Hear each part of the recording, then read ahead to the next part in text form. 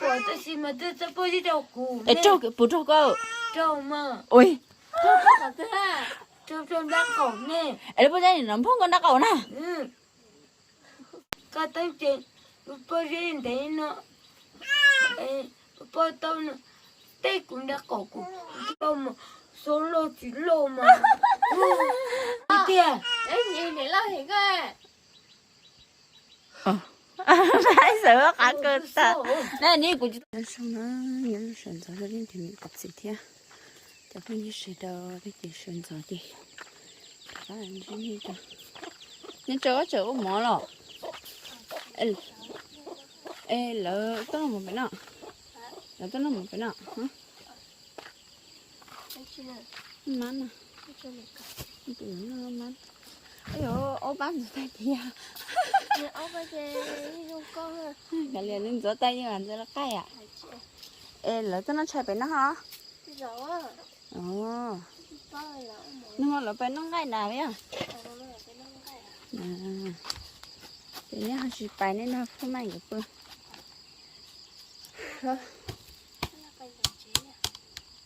đã nhớ đâu vậy chúng chúng mới đây à chơi cùng chơi con là chỉ là chỉ xin nhớ này ha rất là cay nha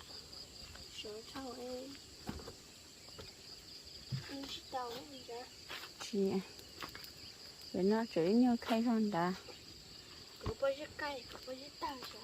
bây giờ thả cái nhà cái chi muốn còn lo ngã tôi cho coi à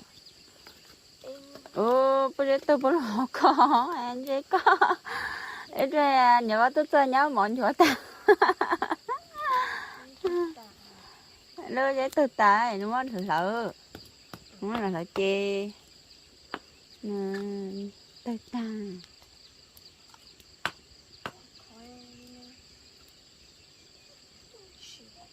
nó là ý lúc từ có xí không ạ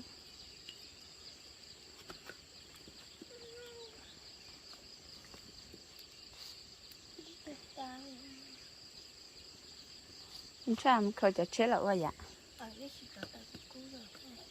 từ cũ có chuyện lại từ cũ trái để sửa lửa chứ ô có là có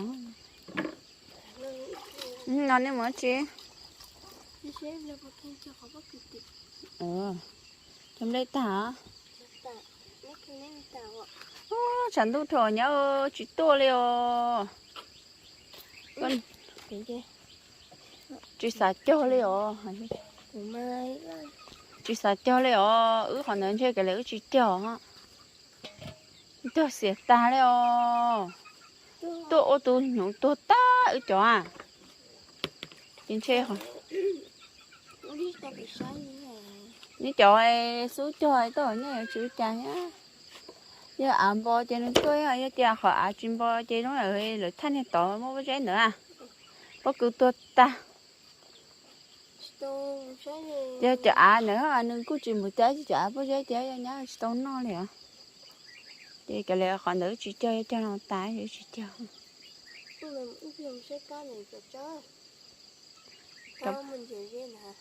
thôi giờ mình chỉ chơi thì tôi nó liền thì khó rồi vậy đó là chơi lão tao nó chơi chỉ lái này thì bỏ ở chỗ sát tận số chơi là nó sẽ chỗ là tao bỏ chạy à nếu chỗ nó tôi bỏ chạy ai cho nó án này nếu là tao bỏ cho nó án cho tôi rồi cho nó thì năm mà đâu từng nó chấm lệ đâu tôi sợ đâu chế bùa nha đâu là đâu chỉ một gì chống bị sầu ha thì cái cho lúc một sấy lửa lo cho mót lửa thò nhá tao nó như vậy đó thì cho nó chế bỏ tay như để chế bỏ như vậy nó chọc cá nó tốt này ồ thằng này tôi lấy đi cho tao mua nha đi cho là cá rồi chứ khó chế chứ muốn chế xí lên hiểu em lấy bỏ bằng tôi có bao chế lo chỉ bỏ lo như thế người tôi nào mà cái người luôn mà cái người luôn tôi bé khó ta mình chỉ coi chứ mấy đứa chơi chơi liền cái gì chế là rồi ngon và cái gì chế là ngon bỏ nào cũng rồi nhá thôi giờ nhớ sẽ thâu liền nhá rồi liền như vậy bỏ nãy bị tê nè hôm mai chứ cái này mình nhỏ nó hôm mai ôi sao là ôi sao giờ giống chả ón cơ Năm mươi dụng nhau bị té nó. chị ạ sao anh đã chị nãy chị cũng thấy là nhá cô tao hơ mẹ lâu mất tao hơ rồi tôi lo rồi tôi mẹ mẹ lâu tôi lo em cô có bữa sáng nha năm hôm có bữa sáng cái chuyện kia ê cô bữa hàng à ê cho nó đấy nó mồi nó chỗ nó man thế này Ê cha, năm mới đi làm mình chuyện nhá nữa. ê cho nó bữa cũ lờ chỉ có cái nhịp bao tiền cũ nè sao ha anh mẹ lâu nhịp mót tao hầu nhá anh mẹ lâu nhà chỉ sủa ha Cô hàng hả? bữa hàng lờ bữa à Nè. để dụ cha nó với chúng nó thấy cho bạn không mồ nè cha thích nhá ô cố thế sao dụ cha nó với chúng nó thấy cho bạn không mồ nè Ê nè. Cô lại cô tuôn dần cho cô tuôn bãi nè. suy lại ôi chẳng nó bón cho hiểu cho nó hay là mai ơi giờ bóng nè ôi dạ thì nãy mẹ nó mất tao hầu ấy chỉ mới khó bà la lê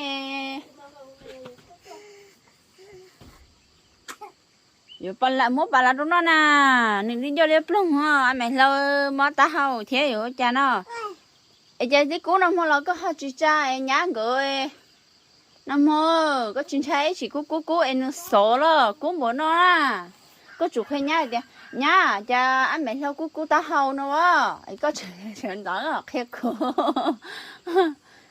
cú mà khen nó mua cú nó hoa thổ cho mông lò Ê nhìn nữa. Cô ấy cô bố bươi chê. Cô nhỏ có sao tao nữa nè. bây giờ mẹ lâu có cú tao rồi nè mẹ cú cơ Nè đã lâu. hả Nè em mua nhang cái mua. Thế nên đã em cô rồi đó mà em cô nó ai chỉ sẽ bao giờ đâu cô vô. đã thế à Dạ mà. mày cái này chưa từ nhà đi hẳn liền à Em nhớ đây thầy không đã lên trái chồng đã lên để rồi. Nó thay tôi luôn thầy nó vậy. Tức là giờ để lại cho vậy đây là cái tao luôn tao luôn cái nó nè thầy nó cũng ê ôi chào chơi đi chào cô Tại lu em bơi gì luôn nói. ê cho luôn à Ý lu ấy có những bỏ tí tiền à thôi ê ư ra đây tới lòng một chế cho nhá người mà lòng một đa về mà có nhớ về mặt chơi đâu có ủa ê chơi họ tu lò không có tới việc kể nữa đó. mày ơi con thả nó tí chơi đó Cô cái tao lo cô thế hu nhắc cái con cái lưỡi xuống nhắc thế để ta mà lo này mình chơi chín chơi cô cái kia là những ý lửa nó chúng có phao vô sẽ thế cô đã có muốn nhận được thế li nhân trai nó lo bây giờ à ê có những bỏ với bây giờ bóng kiên thì có là có bỏ thâu tỏ là có bỏ chả có những bỏ khá khá nè chả chỉ uống nó bóng là hôm nay có được họ thưa cô ấy dùng để lúa tơ nè nó to xé nữa chị ạ để lúa tơ cái nè ấy có dầu tin nó cầu tao nó là tin nó cầu về cái treo thì nó có bị cái treo ấy bây giờ bóng là nó thế nào nó ấy cái bỏ khá khá này nè ấy có xả bóng mình không có tí xả cho mình ấy có bóng tăng ca mua mà ấy trời ơi là đi chơi thì mày ơi ấy chế mà nó tết đục lờ ha muốn nhân tao mà thế liêu chạy đầu chị muốn bò có chị sẽ chơi món bò muốn nhâm tao thôi kỹ ha chị ạ muốn em làm mà cũng nó cơ ê có bỏ tôi ý nghĩa gì mong ê chơi tôi mình nhỏ lắm à bỏ mà có bỏ hết rồi dạ có chưa tới trường bây giờ chị chơi mi áp mà rồng thả các thả là cũng chết chết đâu Cô đi xong rồi. Ê. lâu không ứ này nhớ đấy giờ ứ để tao mà lo dạ mày cái này của tiếng trai á ôi cha mẹ thấu tiền là như thế nào lúc tiền nhá nó nè hôm nay lúc tiền nó lúc là mẹ thấu luôn à Nên là luôn á. nó lúc rồi cho nó không có thể bỏ nó nè nó chết chết rồi hôm nay dạ à nhà chị mới chị bò bây giờ Ê, cô bây giờ. Ê, nhá rồi con được có bé. Nó. Thông của bố tư của. Cô bây giờ chị nói chị cũng có tăng trọng. Chị nói chị cũng lâu mà. Số lô chỉ lô mà. hôm nay thở của đi chết chết à Tôi luôn tôi. Ê, nó muốn cả. đã Ê, đã kể nó ừ. nhiều muốn nhớ nó chỉ có những cái hành nữa vậy ạ Lên trai cái gì lên giá chỉnh là cái luôn nó nhỏ bỏ nào vậy Ừ. ôi dù chị dù mình nhỏ nữa chị lộn nhỏ bờ nữa Ê, tên mày của tôi đi lời rồi nữa anh đây lỡ. phải trong là hua của tôi ở tôi mình nhỏ này hả ứ là để nói rằng tiếp con này dạ lên đảo cha con lại bây giờ nếu chị tao cá chị cầu ha đâu cả thế nên là cá nó thải vậy nha nha người ta luôn rồi không mày thải nó tàn lỡ được Tiền mà. cái bỏ khá thế thế nè Ê, bỏ tôi xin mà tôi sẽ bỏ đi đâu cụ. trâu cái bút trâu cơ Trâu mà. ôi Trâu đã khổ nè. em bây giờ thì nó không còn đắc cầu nè Ừ. em bây giờ lúc thừa có bỏ kia lúc bây giờ nè Lúc ấy bỏ đi của tôi mà. Có bỏ chè nè. vậy có một bỏ chơi cơ hả chị chơi nó nhon nó tuổi em bé sao em bé thì chẳng cơ em có bỏ chia chia giờ có chị chơi nó nhon nó tuổi con bỏ chơi Ê, Trần. Bây giờ nhìn chạy tôi muốn dùng bỏ chè nè. dân trai mày dân trai mà sao bỏ chia dùng bỏ chia á thả nó con trai chê thôi Chả nhớ người chị tới là lên thế là. Thế đó là hung cả xe. chị có thể hôn ngờ Ừ. dạ thế chê nè giờ hôm nay hai đứa tà lộ ra hai đứa sao tình thật sai thảo quỷ là bút bể tên nó hơi cũng đâu luôn tao nhớ mà nhẹ khó ha tao nhớ mà Tự do này lên. có em mua bé khô trái chỉ chê ở bé kho chê sẽ có thiên tử không nên chỉ giờ đến là hết cái ui giờ con nhỏ có giá tớ là chỉ có hai tờ anh cho tớ hai đứa tuần trai ha là Đi tiền. đấy nhìn đến là hết cái phải sửa cả cơ ta nè ní của chị tôi không muốn chỗ nào不熟mẹ câu của luôn mua à đâu luôn à nó đi nó lon chai thế hả nè chín chai ha ấy lúc bây giờ nó có tí tiền liền à Ừ. à Cô có tới chuyện. Bỏ riêng đấy nó. Bỏ tao nó. Tây cũng đã cổ cụ. Thì ít thầu cho. nó chén phở ha Ừ. chỉ có tiền lòng xả chứ mà nâng Ừ. ồ giờ Nó sợ ha các bạn anh sang áp lực của chúng ta chứ sao cho nó nóng luôn thế này người còn nắng đó không chơi được ô hôm nay có hai đứa cụ chả thế chết trâu liều hôm nay nên để lo hết cái tiền Rồi. Dân. hôm nay nó chết chết trâu hôm nay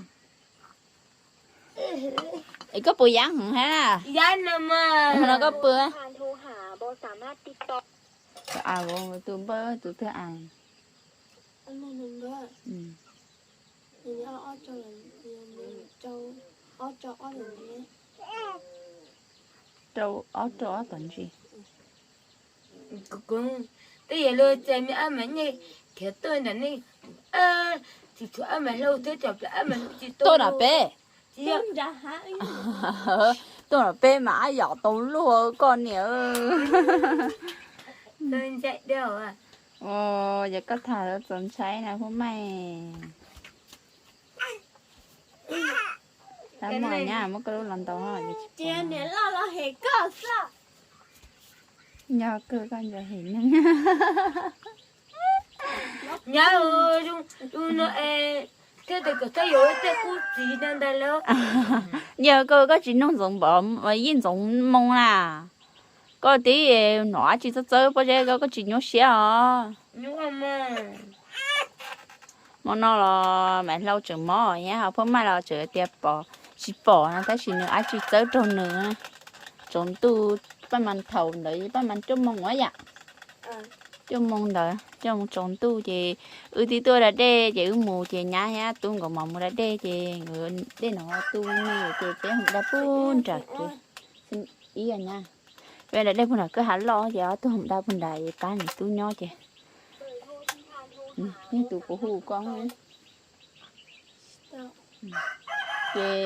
Chả có chị đầu thế là nó có lòng rồi chị bé ơi. Con chỉ dọc con nói, con nói chỉ phải nói.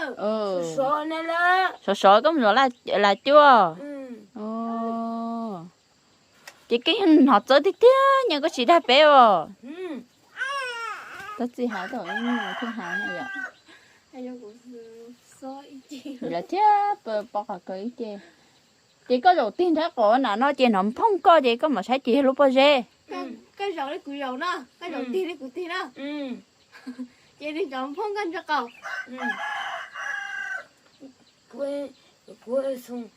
Cô xuống say nữa, cô ta ta nữa em mà plan tàu à nè. Ồ. Ấy là rất là nó trong đầu à chứ. Đã chị rồi nhớ tụi nó cứ chỉ bỏ đi rồi nhớ kinh tụi nó cứ chỉ bỏ rồi tí nữa có rủi xa rồi cứ bỏ rồi đi nhở. Cái gì chả bỏ rồi bỏ có chỉ bỏ nữa nè. Là tôi nè nè đã làm vô cái là yêu rồi yêu công người ạ. Gì? Soi chị. À, hôm nay nha chúng ta chỉ bỏ để có hai tô trồng trái nào rồi. Chúng ai chị bà cũng tôi nhớ tàu. Chị cháu lúc này nào cũng chỉ bỏ chị nè. Chuyện rồi. Tôi nhớ bởi chị thấu luôn tên là cho chẳng nó. Em ta cũng ta nè.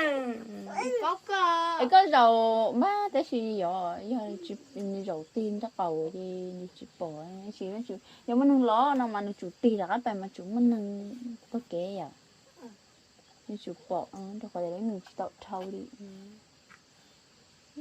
giờ để dấu đi tiền mà không mà dùng trồng chai rồi. Cái chúng bây giờ cho nên đấy. Có chỉ xong mà bây giờ cho bỏ chơi à, giờ có chúng nó bây giờ cho bỏ chơi ơi, có bị chỗ từ ơi. Thế chứ tao à chẳng nó. Ấy có một chỗ bé từ ơi. Cho con ra nè. Xong một chỗ có tí chị chia nửa nhóm nương tụi sáng thì sẽ cho bao giờ là sẽ cho ác chi Cái chị có tự nhiên nó liền rồi anh chết la. không nên là chị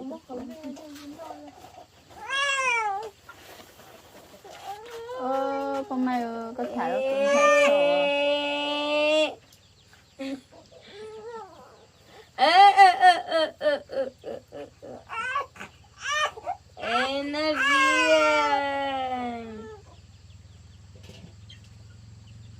ô sợ chị đâu tôi không sợ đi nhớ là bố mày đợi chơi gì nhớ nó chị tôi luôn để nhớ là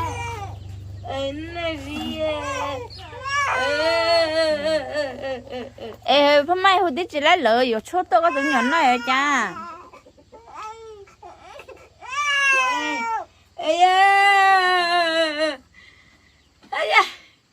nên mình nhận ra khi đứa nè. ê có chị lấy lợi tôi lấy số tóc này rồi nha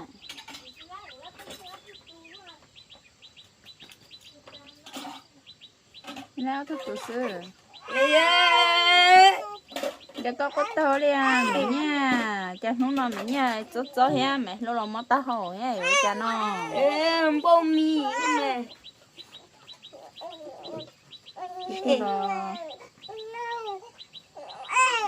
mẹ lô đó nè giờ sợ à nè sợ bên kia không sợ bên kia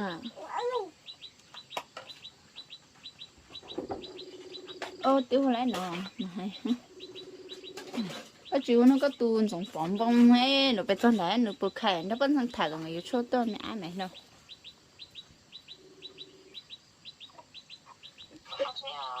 ê mày mày bên thằng ê của tụi ai mày làm mắm tao ê ê vào nếp bài tao mong thấy ê nếp bàiอยู่ít không phải lại ê bài bàiอยู่ít không phải lại tôi cho của tôi tông này của tôi tông của không mình gì à chạy của nhà của sao của tôi lái tao này của hàng ê tôi chịu xì lì ê có hai cậu này bây giờ không phải là đâu của tôi thành cho mà tôi có đâu của tôi tông nè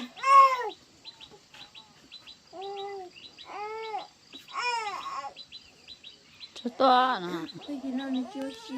đi nó chưa sửa xí nó cứ đau cho cha nào ha mẹ luôn lại à giờ mẹ gì đâu hôm nay có thả đâu cụ Nên thả ra của sao? Cái chê thảo chơiเลยอ่ะnhỏ cha Cái này bây giờ ốc nữa mà xuất xuân nữa. Có bữa hậu chỉ cầu là em có cái sĩ chỉ nâng cao nó chào nè nó đi bự em có là bữa có tao gì kia chơi cái chụp ảnh lúc mà tôi chơi mẹ ở đây chứ nào có chỗ sợ này có chỗ sợ với chỗ mà ấu chồng nữa nè nè áo sơ sâu của em mà mới nè áo đầu